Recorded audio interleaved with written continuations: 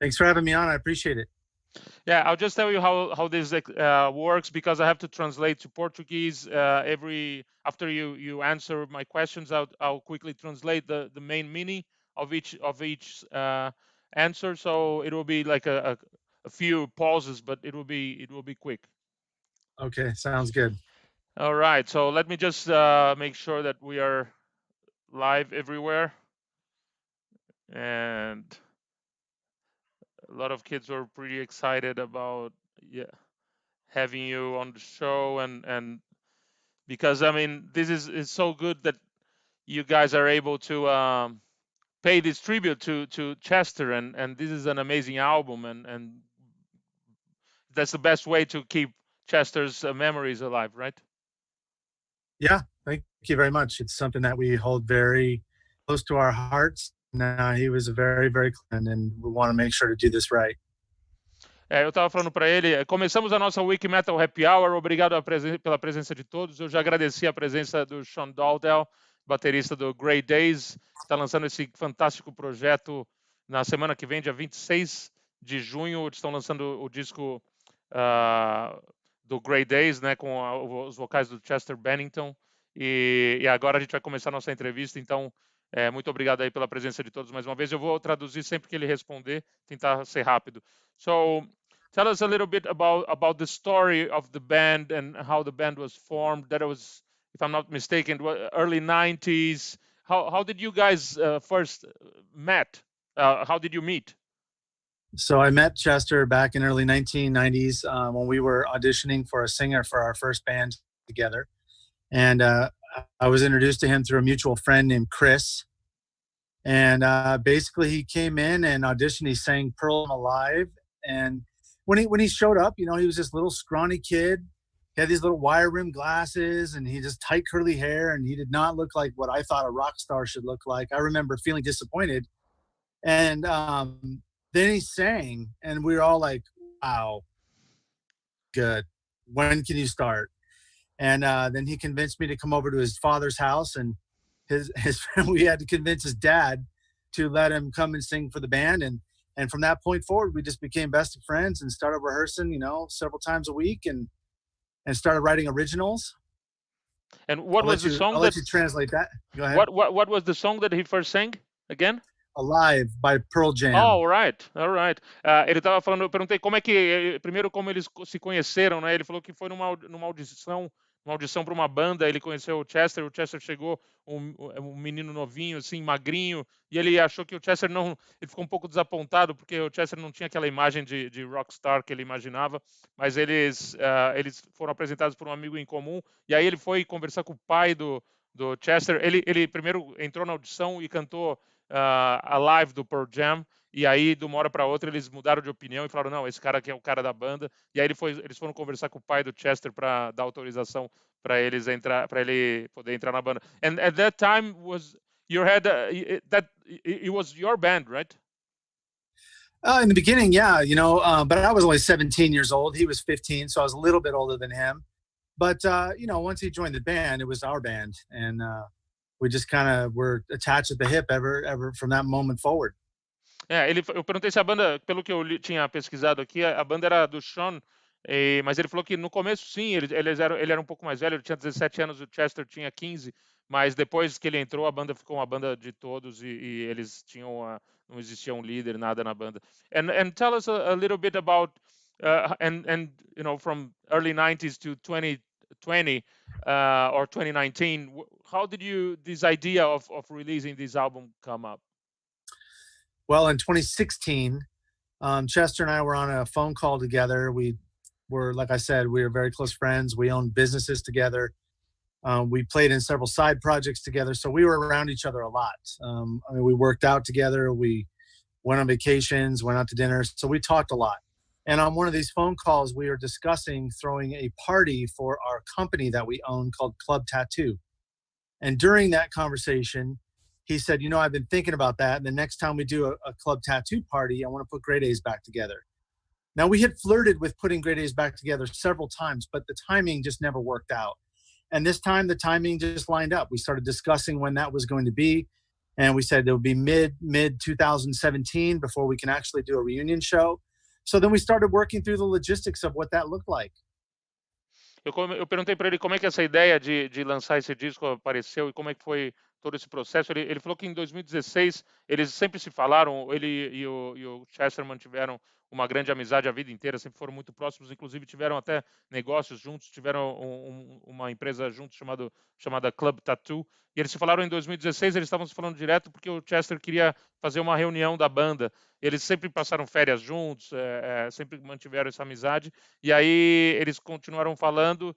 And then how did it develop? I mean, so that was the first part of the conversation. And then once we started talking more and more, and people started getting wind of us putting the band back together, we started getting phone calls from promoters all over the world, wanting us to play Paris, wanting us to play Melbourne and Tokyo. And so he realized very quickly, like, well, we need to have music. We need to have music out for us to book a tour like this. So we started having the conversations. We said, look, we have 30 plus songs. We can go back in and retrack these songs. They're good songs. And that's really how it started. So I started working in the studio with 3 songs while he was actually out on the One More Light tour.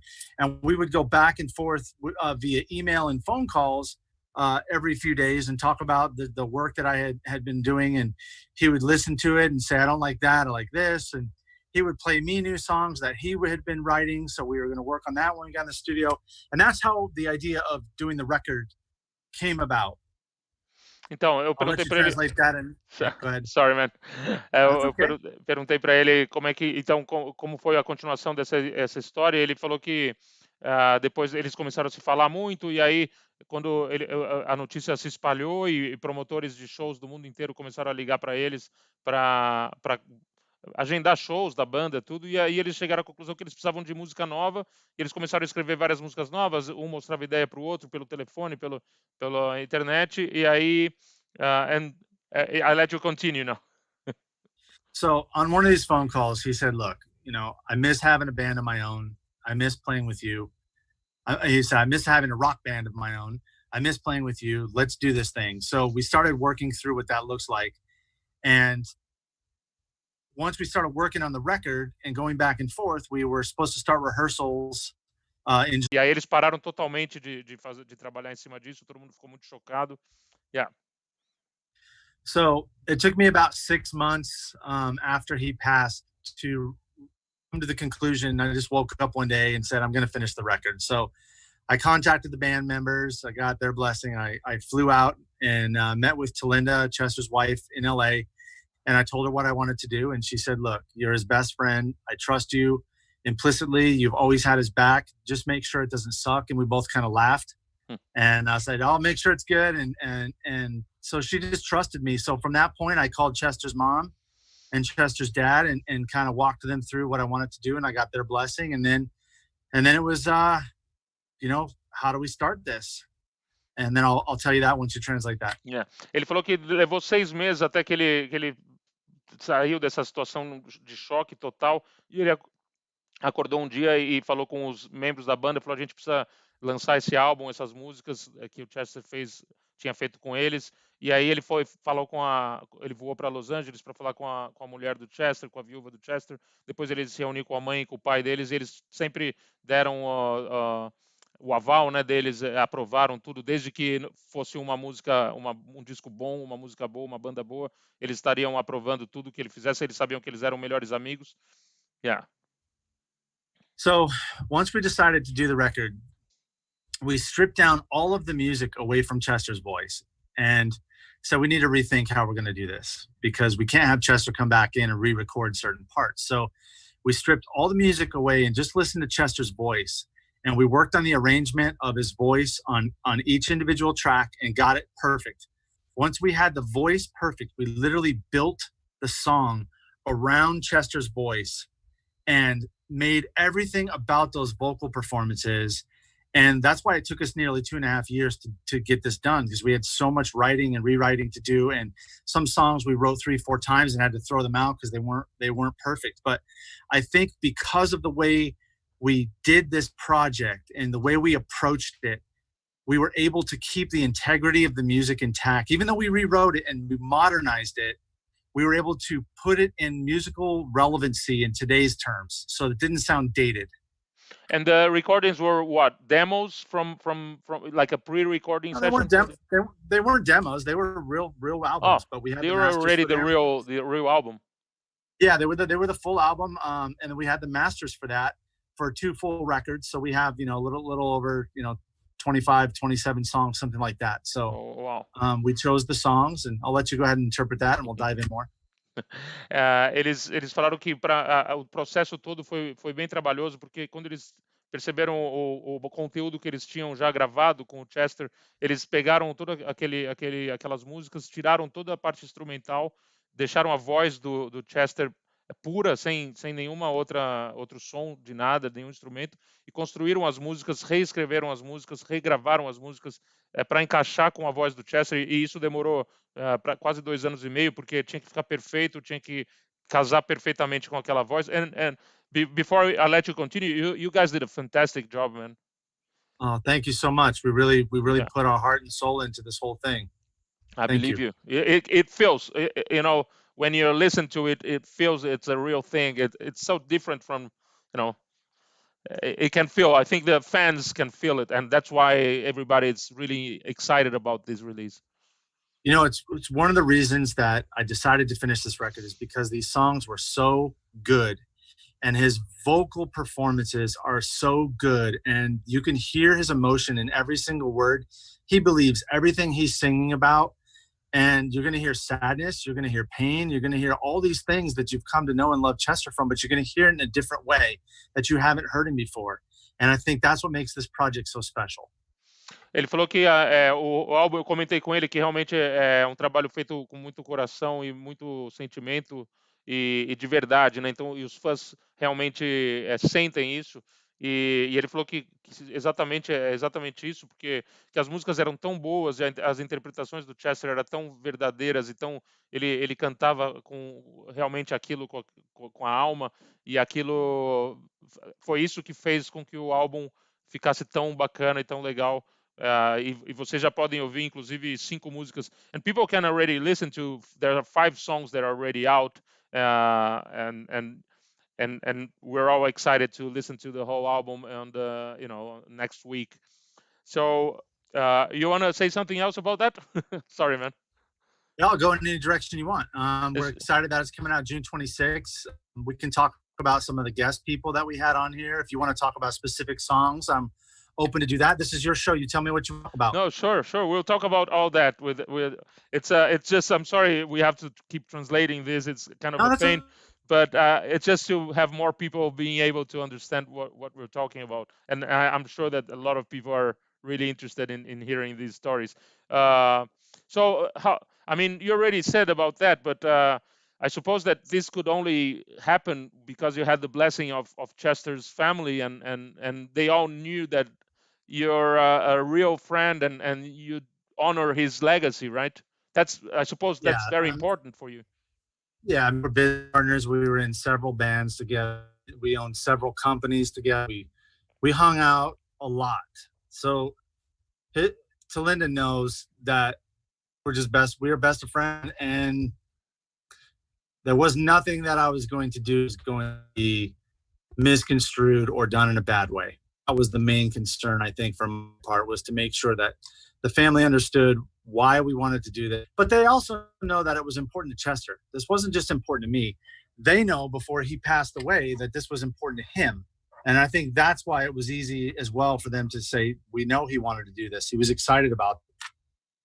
Eu perguntei para ele se isso só teve sentido depois que eles tiveram realmente a aprovação de toda a família, e eles sabem que eles eram melhores amigos. Ele falou que com certeza só poderiam ter feito isso com a aprovação de todos, e eles sabem que o Sean ia honrar a memória do Chester, ia fazer o melhor trabalho possível. How about Jay Baumgartner, the producer of the album? I suppose that to have a producer taking care of that and making sure that you guys were doing the best you could to each song, and this is a very experienced producer. How important was his work on the for the final album? working with Jay was a lot of fun. He very experienced, very knowledgeable guy. He's a very passive guy, so it's hard to read him. He's got a good poker face. You have to kind of pick at him a little bit to get him to give you some solid input. But he was very honest and very he pushed us to make sure that each song was going the right direction. And when he didn't like something, he let you know, like, hey, that's not good. We got to rewrite this part, or we need to do it this way. So, and I know that he was close with Chester, and that was why we chose him, was that he had a real friendship with Chester, but he never got a record for Chester. So that was one of the things we were able to do there. Eu perguntei do trabalho do produtor, né, que eu suponho que é um trabalho muito importante para esse tipo de álbum, né, que precisa da mão de uma pessoa muito experiente. Eles chamaram o Jay Baumgartner, que é um produtor muito experiente, que trabalhou com vários outros artistas importantes, e ele falou que realmente foi muito importante. O cara é um cara muito figura e divertido, e ele é um cara que ajudou muito na produção das músicas. And there's something also really important, as you mentioned before, the collaborations on the album. Like we have, Head and Monkey from Korn, a lot of important people participating on some songs, right? Yeah, I mean, I'll run down the list for you if you'd like. We have Head and Monkey, of course, friends. They play on a track called B12. We have Head and Jason Rauch from Breaking Benjamin play on a track called She Shines. We have Chris Trainer from Bush. He plays on Sometimes, What's in the Eye, Soul Song, and Just Like Heroin. We have a singer by the name of LP who sings a duet with Chester on a song called Shouting Out. We have Cara Faye, who sings backing vocals on the Syndrome. She was in a band called Shiny Toy Guns. We have Paige Hamilton from Helmet, who plays guitar on Sickness. We have Marcos Curiel from POD, who plays guitar on What's in the Eye. I think I already said Chris Trainer from Bush. And then we have Chester's son, Jamie, who sings backing vocals on Soul Song. And then we have my two sons, Karsten and Brennan, who play drums on B12 and the Syndrome. Oh, wow, that's a huge list. Everybody. That's a lot of people. It's fantastic. Eu perguntei para ele you know what? I missed one. We have Ryan Shuck, who plays guitar on In Time. And all these people were either friends of myself or friends of Chester or friends of mutual friends of Chester that just never got a chance to play with him and wanted to do this as a way to give back and say thank you. Eu perguntei para ele das colaborações do álbum, né? Tem muitas participações especiais. Ele falou que são todos ou amigos do Chester ou amigos dele mesmo, que são pessoas que queriam participar do projeto porque queriam prestar essa homenagem importante para o Chester. E a gente já sabe do Head and Monkey, o Head e o Monkey do Korn, que estão na música B12, que acabou de ser lançada, já está disponível. Tem o pessoal, tem músicos do Breaking Benjamin, tem o guitarrista do Bush, tem um artista chamado LP, tem a Cara Faye, que faz backing vocals, o Paige Hamilton do Helmet, tem também integrantes do POD, tem muita gente bacana nesse álbum e é muito importante para essa galera prestar essa homenagem pro Chester. We received some questions from fans, like this guy. There's a guy called Johan Trevis, and he sent about 20 questions here. But he asked if you have plans to release your previous albums, Wake Me and No Sun Today. Eventually, we still have at least one more record to release with Grey Daze before we go back and release the old style records. Yes. Eles têm planos, eu falei a pergunta do Johan Trevisan, que é um fã que mandou algumas perguntas aqui, se eles têm planos de lançar os discos anteriores da banda, o Wake Me e o No Sun Today. Ele falou que sim, que eles têm esses planos, mas isso só vai acontecer depois de lançarem o outro disco que eles têm ainda com o Chester, que ainda está inédito. So you said you recorded 25 songs, so that means you have, after Amends, you still have another album to be released? At least one more, yeah. Yeah, that's unreal. And of course, it's maybe a bit early to talk about that, but is there plans? I mean, I'm sure that the fans will. I mean, they don't even have this album, but they already want to know about next album. The label wants us to go back and do another album, and You know, quite honestly, it all depends on how well this album is received. This album was a lot of work. It took a lot of time, a lot of energy, and I'm willing to do that for the legacy of our friend Chester, but I want to make sure that the fans appreciate it and want us to do that before we do it. Eu perguntei But para I eles se think it eles. looks like it's going to happen. Yeah, It looks like it's of going to course happen. it will. Fans are really happy that this is coming out. Eu perguntei, eles têm 25 músicas já gravadas, tinham 25 músicas inéditas gravadas com o Chester, e ele falou que, perguntei se eles têm planos de relançar os discos anteriores, ele falou que depois de gravar, eles ainda têm um disco, que sai semana que vem, e tem mais um disco para lançar ainda mais para frente, que depende dos resultados desse disco, né, que sai agora, para saber se eles lançam o disco seguinte. Mas eu disse que lógico que os fãs vão querer que eles lancem, porque todo mundo está muito feliz que esse trabalho está sendo lançado, e na sequência eles devem lançar os discos lá do começo dos anos 90, no começo da carreira do Chester. And how was I was curious because this is a very unique story between some almost childhood friends, like teenage friends, and did you guys have any gap between when Chester joined Linkin Park, or did you guys spend some time not seeing each other, or how was the process when he was in the band, and what were you doing at that time? Okay, so when the band broke up in 1998, we had a bad breakup. We didn't talk to each other for nearly 2 years. We had signed a small demo deal from Warner Brothers. We were supposed to go in the studio and record 4 songs.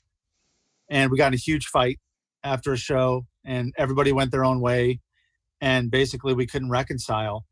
But our attorney, whose name is Scott Harrington, who never gets any credit, who definitely needs some credit for this, he saw that Chester was a unique talent and said, I don't want to lose this guy to obscurity. He's so good. So he was working with a band with a friend out in LA called Zero, and he asked Chester to record a demo for Zero. So Chester did that, and then drove out to LA and then auditioned in person, and of course that became Linkin Park. But without Scott Harrington, none of that stuff happened.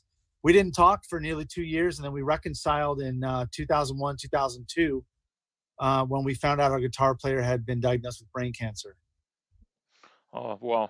Eu perguntei para ele da história da amizade deles, porque foi uma história diferente. Eles tinham uma banda, depois fiquei curioso para saber se eles ficaram algum tempo sem se falar ou o que aconteceu. Ele falou que a banda acabou em 98, eles tiveram uma briga por discordâncias em relação a gravadoras, contratos. Eles brigaram, ficaram um pouco mais de 2 anos sem se falar, mas na época o Scott Harrington, que era um advogado, percebeu esse talento do Chester e falou, eu não posso deixar esse cara, a gente não pode perder esse cara. Então ele levou ele para uma audição, apresentou um cara chamado Zero, e eles levou ele para uma audição em Los Angeles. Eles formaram o Linkin Park, e aí eles acabaram retomando essa amizade em 2001, quando descobriram que um dos integrantes do Grey Daze estava com câncer, e aí voltaram a se falar. So since 2001 you kept, as if it happens whenever old friends get in touch again, it works as if you're seeing each other a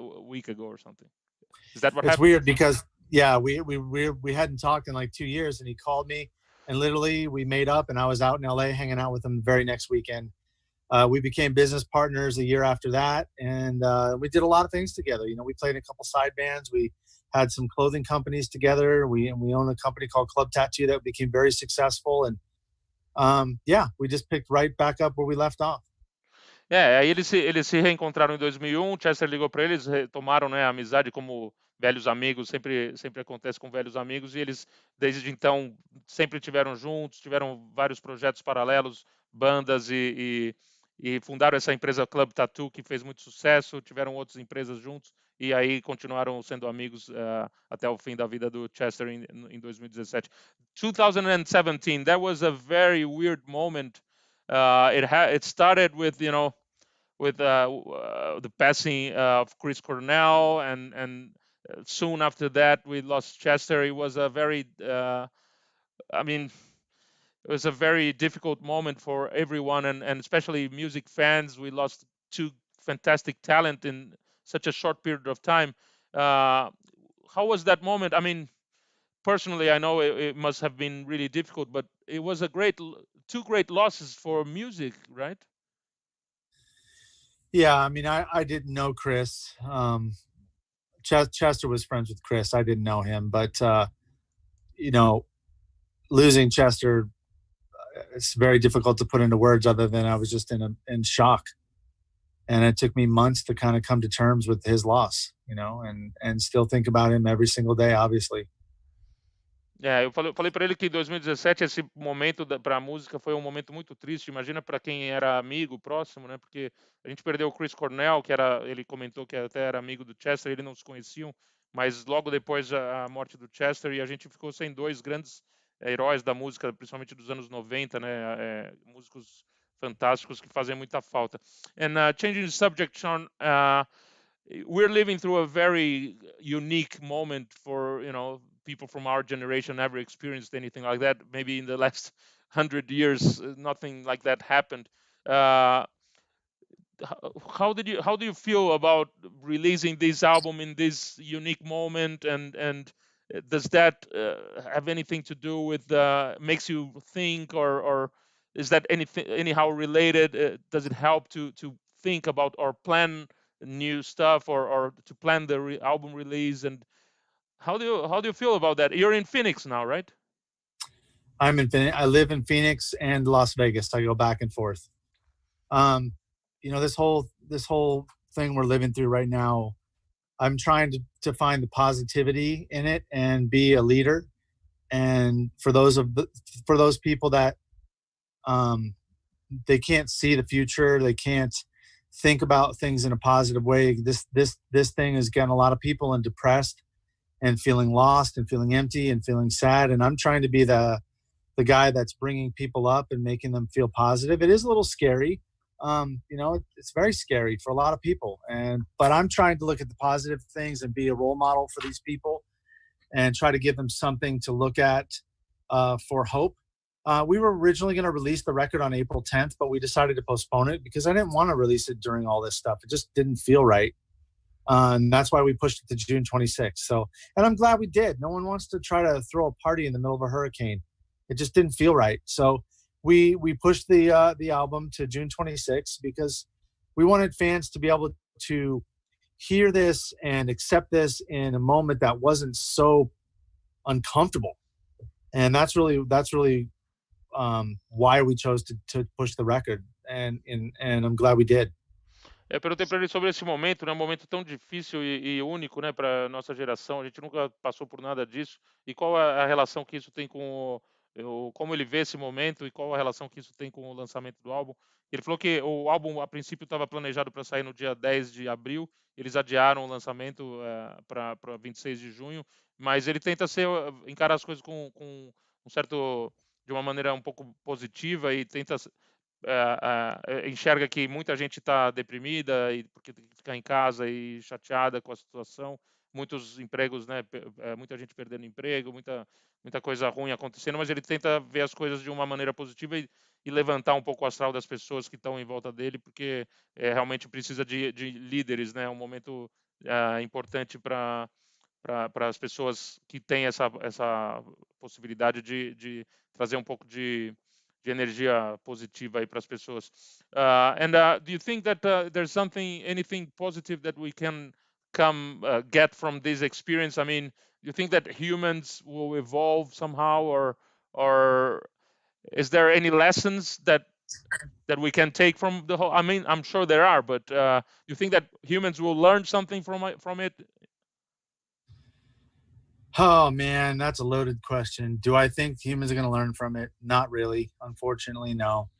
I see a lot of people with their hand out wanting the government to fix problems, and the government's in my opinion, the government's one of the reasons that the problems are here in the first place. So no, I don't think a lot of people are going to learn from this. There will be a select few, and there will be some people that rise to greatness through this, because in big moments of strife and contention and pain,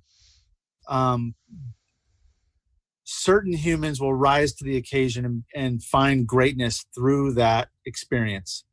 So we will see some people rise through this and become the people in 10 years that we go, where did that person come from? I'll bet you we'll be able to pinpoint a few of them back to this moment.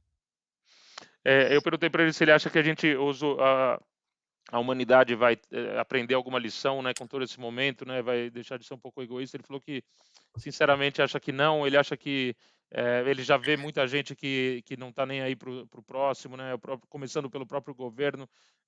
Acho que ele está se referindo ao governo dos Estados Unidos. A gente tem o mesmo problema aqui, mas é um momento que muita gente poderia aprender muita coisa e tem muita gente que vai se destacar nesse momento, exatamente porque é no momento de dor, de dificuldades, algumas pessoas vão conseguir se destacar.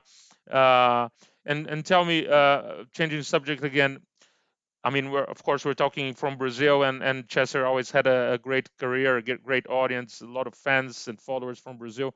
Have you ever been here, or have you ever had any contact with Brazil? I know that the guys from Sepultura lived in Phoenix for a long time, and Max, who was the lead singer of Sepultura, still lives there.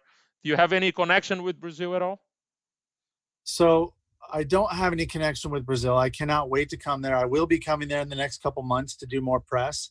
I know Chester loved Brazil, so I cannot wait to come down there. I happen to have met Max and Gloria a couple times. I knew their son Dana. I went to school with him, and he passed away. But yeah. Max and Gloria, very nice people. Used to love the band Sepultura, of course, and it's been many years. But they had a son named Dana who was a very good guy, and I knew him back in high school. But yeah, I cannot wait to come to Brazil and meet the Brazilian people. I've got nothing but incredible interactions online with so many of them, and they're so nice and warm and love the music. So I can't wait to come down there. Ele falou, eu perguntei para ele se ele tem alguma relação com o Brasil. Eu falei que o pessoal do Sepultura morou em Phoenix. O Max Cavaleira mora até hoje em Phoenix, e que é a cidade onde ele está, onde ele mora. E se ele tem alguma relação com o Brasil. Ele falou que não, que nunca teve no Brasil, mas ele adoraria vir. Ele sabe muita mensagem dos fãs brasileiros e tem uma relação muito legal com esses fãs. E ele tem uma relação também muito boa com o Max e com a Glória. Ele era amigo do Dana, que era o filho da Glória, que faleceu. Eles estudaram juntos no colégio, e ele tem uma relação muito legal com o Max, além de lógico, gostar muito de Sepultura. I was listening through your playlist on Spotify. You have a Grey Daze influence playlist, and I take advantage to ask all of our people that are watching to follow, Grey Daze on all streaming platforms, and follow your playlist and stuff. And I was listening to so many good songs there from the 90s and stuff. I separated some images here. I wanted you to comment on those. First of all, is this one? What does that mean to you? I know that you have a guy of that band playing on the album, right? That, for me, when I see that CD cover, I think there's a club in Scottsdale, Arizona called the Atomic Cafe that we used to come in and listen to that album all the time. Even in the middle of the week, there'd be nobody there, but we'd be rocking that album, and I loved it. And that's really when I became a fan of Paige and Chris. So it was really, really cool. Eu perguntei para ele, estou mostrando aqui umas imagens para ele, mostrei a capa do disco do Helmet. Ele falou que é um disco que eles ouviam sem parar num lugar chamado Atomic Café, e foi aí que eles começaram a ter essa conheceram o Helmet, e aí o Page acaba tocando no disco do Grey Daze, que vai sair dia 26 de junho. How about this one? I know you guys, this was a very important album in the 90s, right? I'm having trouble reading it, so help me there. Oh, Beastie Boys, of course. Love that. So that album, for me, was driving around in my car with my friend Henry and Chester, and we would go to this club called Club Rio, and we would blast the Beastie Boys the whole way there. I love that album. A great album. Ele falou que ele lembra desse álbum porque eles iam, ele com o Chester. And what's the name of your other friend? You, Chester, and Henry. Who else? And Henry. Henry, yeah. And e eles iam para um clube dirigindo Club Rio. Eles iam sempre ouvindo esse disco, uma época muito boa. Yeah, so that, when I see that one, I think of Chester, because that was Chester's favorite band at the time. When we first joined, he idolized Stone Temple Pilots. That was the album that really, I think, pushed him to want to become a rock star. Ele acha que esse disco do Stone Temple Pilots foi super importante para a carreira do Chester, porque era a banda preferida dele dos anos 90 e acha que por causa desse disco que eles começaram, que ele quis virar um vocalista numa banda de rock e um rockstar. And it's funny because he became the lead singer of that band, right? Well, he became the lead singer because he would be around them. You know, every time they would be out on the road, he would go and hang out and see those guys because they were his favorite band, and became friends with Dean and Robert. And then eventually, when they had wanted to part ways with Scott, you know, Chester was tormented over that. But he called me and told me, and I said, "Well, you're gonna join." And he goes, "Yeah, of course." I go, "You don't have a choice. It's your favorite band." So that's really how that happened. And when I see that, it's funny that you mentioned that too, because when I saw that album, the first thing I thought of was Dean and Robert, because those guys lost a good friend too when we all lost Chester. And you know, I remember talking to Robert for you know, I don't know, probably about 10 days after Chester passed. We were at Chester's home every day and just talking and sharing stories and trying to find comfort in each other's memories of our friend. And so that's immediately where my mind went when you showed me that album cover. Ele falou que comentei que é interessante porque ele era a banda preferida dele, ele acabou virando o vocalista dessa banda, né? E ele falou que ele estava sempre próximo dos caras e ficaram muito amigos do Dean e dos irmãos, né? Dean e Robert, o baixista e o guitarrista do Stone Temple Pilots. E ele falou, ele até ligou para o Sean na época que os caras chamaram ele para entrar na banda. Ele falou, não, você tem que ir, lógico que você tem que ir. E ele ficou muito, muito triste quando o Scott Weiland morreu também. E os caras, o Dean e o Robert, estavam muito próximos deles quando o Chester morreu e ajudaram muito a segurar essa dor e essa onda toda com que foi a morte do Chester, porque eles já tinham passado por isso antes, perder um grande amigo que era vocalista da banda. How about this one? It's a classic cover. So I'll be honest, that was not my favorite band, but that was one of Chester's favorite singers. He loved Jane's Addiction. He obviously became good friends with Dave Navarro, who's a good guy as well. And he idolized Perry Farrell, man. Those two guys, I mean, well, there was several guys, but Perry Farrell and Scott Weiland were the two guys that Chester truly idolized, and he really did. And then, of course, Dave Gahan from Depeche Mode a few years later. But early on, it was those two guys and that album. I've heard Chester sing Jane Says probably 150 times. No joke, 150 times. I've heard him pick up the guitar and play that at a house party, at a backstage, at an event, at a barbecue. You name it, I've seen him with a guitar playing that and singing that song. Eu mostrei a capa do disco do Jane's Addiction, uma capa muito bonita desse disco, interessante. Ele falou que não é a banda preferida dele, mas ele lembra que o Chester era louco pelo Perry Farrell, que é o vocalista do Jane's Addiction, e ele sempre cantava Jane Says em todo lugar que eles iam. Depois eles ficaram muito amigos do Dave Navarro também, que era o guitarrista, mas é uma banda que ele ouviu pelo menos 150 vezes o Chester cantando Jane Says. So that was one of our favorite records. Throwing Copper was, man, that, you know, that song for me as a drummer, that one changed the way I played quite a bit. Alice in Chains, the way the drummer for live, he had these little nuances that he played with his little cymbal work and the little splash cymbals and stuff like that. I really learned to become a more delicate part writer on the drums through that album. Loved that album. That's great. With the dynamics for a drummer is, I suppose. I mean, I'm a musician. I'm not a drummer, but I played with many drummers, and when the drummer gets becomes an adult, he understands that it's not. It's an instrument that you can play with the dynamics and play hard and play soft and change it. It can vary so much, right? Exactly. You have to learn how to write character into the notes, and that's the nuances of how to play, where to play, and that album did a lot of that for me. Eu mostrei o disco do Live, o segundo disco de estúdio do Live. Ele falou que foi uma banda muito interessante e importante para ele, que influenciou muito. E o baterista da banda ajudou ele a entender que a bateria é um instrumento que você tem que tocar com a dinâmica, né? Que você pode tocar mais pesado, mais forte e mais leve, às vezes fazendo essa transição, né, de peso para um som mais leve. And it's a funny story about live because live became huge in Brazil before they exploded anywhere else. They started basically, I think, I don't know if you knew that, but they started doing shows here and they started playing on the radio. They became really popular, but they weren't famous in the US yet. It was before they broke in the US, and they were already big here. So it's funny because after that they were huge in the US, and then Yeah, they always kept this relationship with Brazil, which was kind of interesting and unique. that's awesome. Yeah, that album was great. Did you want to answer? Do you want me to answer any questions from the fans at all? Yeah, I mean, it's hard to.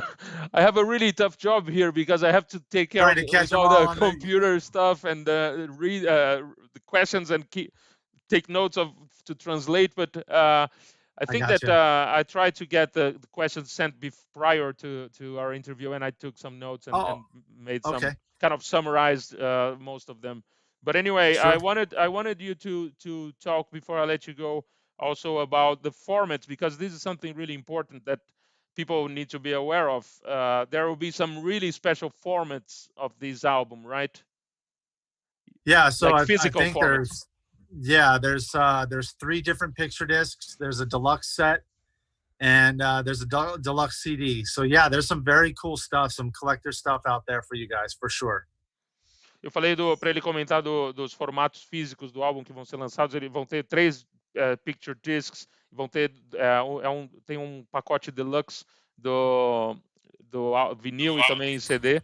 Então é super importante para os fãs saberem disso, porque é a maneira mais interessante para você apoiar o seu artista preferido. I always try to say that, like, to everyone every time I interview someone, that people that they have so many ways to support their favorite artist, and if you don't have if you can't support them by buying something, you can listen to their music as much as they can on YouTube or Spotify Sure. or Deezer or Apple or any other platform. But also, if you have some money and you want to support your artist, go to the merch store, buy a T-shirt, or because artists now, they going through a very difficult period, very unique, that just can't play, and managers, and there's a whole chain that follows. It's not only the artists, but also the managers, the agents, and the roadies, and technicians, and everyone. So best way for people to support their favorite artist is by listening to their music as much as they can,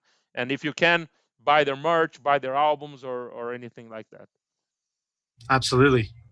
Eu tô falando, se você gosta mesmo de um artista, você tem muitas maneiras de ajudar. Se você tá sem grana, ouve o máximo que você puder a música deles no YouTube, siga nas redes sociais, ouve no Spotify, no Deezer, na Apple, em qualquer outro lugar. E se você tiver uma graninha que você possa apoiar, compra a camiseta, compra o álbum, compra os produtos físicos, porque além dos artistas, você pode ajudar os agentes, o empresário, o hold, os técnicos, and everyone else. So, man, I'm really happy we had this chat here. You can always count on us to promote your music. I really hope you guys continue with this great work you're doing, even after all these great releases. We'll love to see you guys. You have any plans for how would you do with live shows after this is all passed? So the only way we would really do a live show is two different ways, because we're not going to replace Chester. That is not something we're interested in doing. So one way would be to do a tribute show where we bring maybe 2 or 3 different singers to come up on stage and sing the songs in tribute fashion to Chester. That's one way. Or we're tinkering around with this idea of these big video screens that have this really cool format that could run footage of Chester while we play. So something like that. We would have to be very technologically advanced, and look good, so that it doesn't look cheesy. Like, it's very important to us to do this. If we're gonna do that, it has to be done right.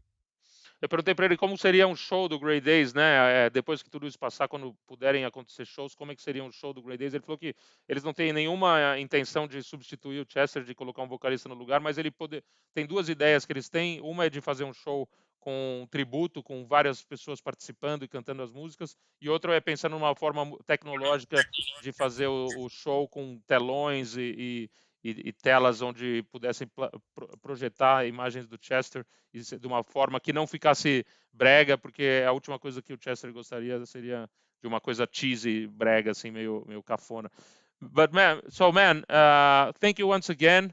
We're really excited about everything you're doing, and really thankful that you guys decided to do this and pay this great tribute to your friend.